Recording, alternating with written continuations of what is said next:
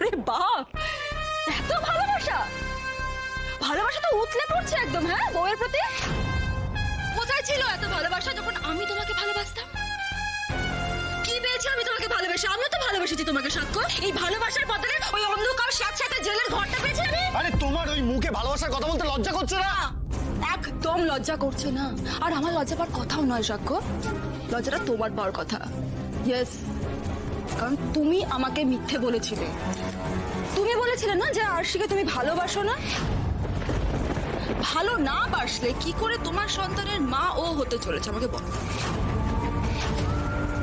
এই জেলে বসে এই খবরটা পেয়ে গেল কি করে? চুপ কর না। কি হলো? চুপ করে আছো কেন বলো? আমার সাথে কেন করলে এটা? কেন করলে?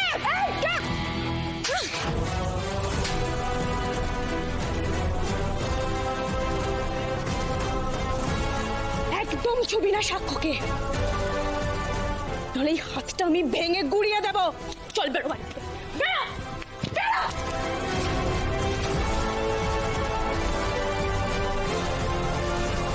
আজকের দিনটা আমি ভুলবো না, তোমাকেও ভুলতে দেবো না। তোমার সন্তানকে আমি এই পৃথিবীর আলো দেখতে দেবো না।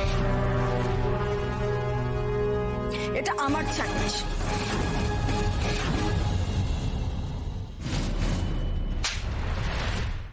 কিন্তু এই চড়েও শিক্ষা হবে না।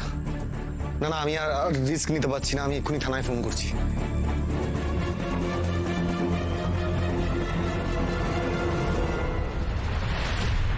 দেখুন, সায়ন্তনী মিত্র শুধুমাত্র মুখে একটা থ্রেট দিয়ে গেছে। এটার জন্য আমরা ওনাকে অ্যারেস্ট করতে পারি না। এসব আপনি কি বলছেন অফিসার? সায়ন্তনী মিত্র যে লেভেলের ক্রিমিনাল, ও তো বেল পাওয়ার কথাই নয়। ও বেল পেয়ে গেল আর বাইরে ঘুরে বেড়াচ্ছে বহল তবিয়েতে। আপনি বুঝতে পারছেন কি কি করছে? ও প্রতিহিংসা পরায়ণ হয়ে গেছে। ও আরো রেগে গেছে। এই সময় ও যা ইচ্ছে তাই করতে পারে। তার উপর সবার সামনে আমার সন্তানের ক্ষতি করার কথা বলেও শাসিয়ে চলে গেল। এরপরও আপনি বলছেন আপনি কিচ্ছু করতে পারবেন না? সাক্ষ্যবাবু, আমরা তো লয়ের বাইরে যেতে পারি না বলুন। আর কোন বেসিসে ওনাকে অ্যারেস্ট করবো বলুন তো? আচ্ছা, যদি ওনাকে অ্যারেস্ট করিও, উনি তো কোর্টে দাঁড়িয়ে সবটা অস্বীকার করবেন। তাহলে এখন আমরা কি করব আপনি বলুন। এখন থেকে আপনারা সকলে খুব সাবধানে থাকবেন, সতর্ক থাকবেন। এই মুহূর্তে আমরা আর কিছুই করতে পারবো না। আর হ্যাঁ, কিছু হলে অবশ্যই জানাবেন। চলি।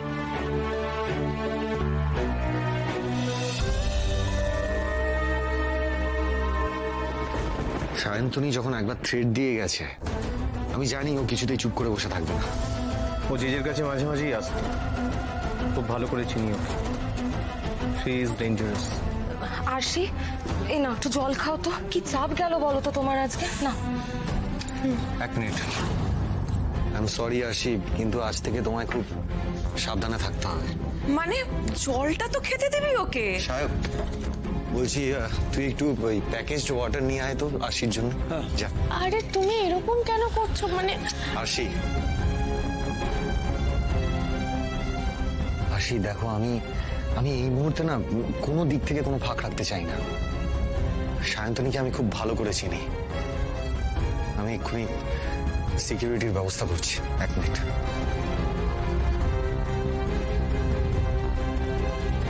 কোনো কাজে ওকে ছেড়ে যেতে হয়, তাহলে আরেকজন প্লিজ ওর সাথে থাকবে। ওকে? ওকে স্যার, আপনি একদম চিন্তা করবেন না। ম্যাডামের দায়িত্ব আজ থেকে আমাদের। Thank you. একদম না, একদম নিচু হবে না এই সময়। কি করছো? আমি এমনি আশীর্বাদ করি, তোমার গান খুব ভালো হবে। এ নাও, যাও সাবধানে। চলুন। মাঝে মাঝে না আমাকে বিপদে ফেলে দাও তুমি, ভাল লাগে না আমার। একটা কাজ করো, আমি আর কি কি করবো না সেটার একটা লিস্ট বানিয়ে আমার ফোনে পাঠিয়ে দিও। আমি দেখে দেখে মিলিয়ে মিলিয়ে চলবো, কেমন? সাবধানে যেও।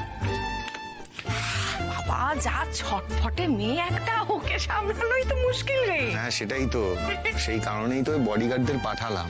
ভালো করেছিস, ভালো করেছিস। আমি যাই, ওদিকে কাজ পড়ে রয়েছে। হ্যাঁ, যাক বাবা, এবার আমি একটু নিশ্চিন্ত।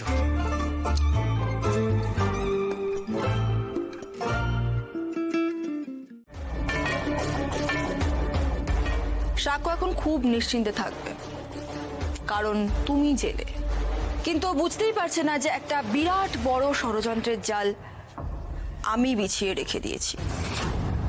বিকজ এই লড়াইটা শুধু তোমার নয়, আমারও। কি এমন ষড়যন্ত্র করছে? আসলে এই কদিন জেলে থেকে আমার কানেকশন গুলো না আরো বেশি স্ট্রং হয়ে গেছে।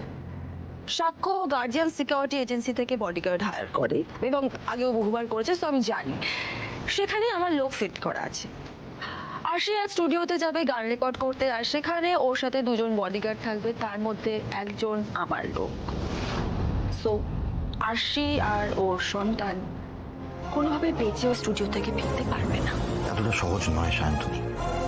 এর আগে আমি বহুবার চেষ্টা করেছি, কিন্তু প্রত্যেকবার আশি জাল থেকে বেরিয়ে গিয়েছে। এবার পারবে না, বিকজ দিস ইজ শান্তনী 2.0। আগের শান্তনী থেকে অনেক বেশি ভয়ঙ্কর।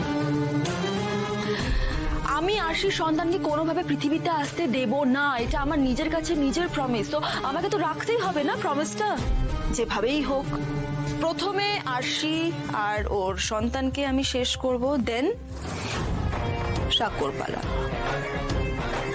যা যা করেছে ও আমার সাথে, যা যা করেছে সবকিছু বদলা নেব আমি। দেখো, যদি কিছু করতে পারো তাহলে তো ভালোই।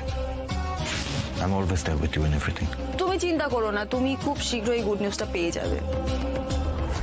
আরশি আর এই পৃথিবীতে নেই।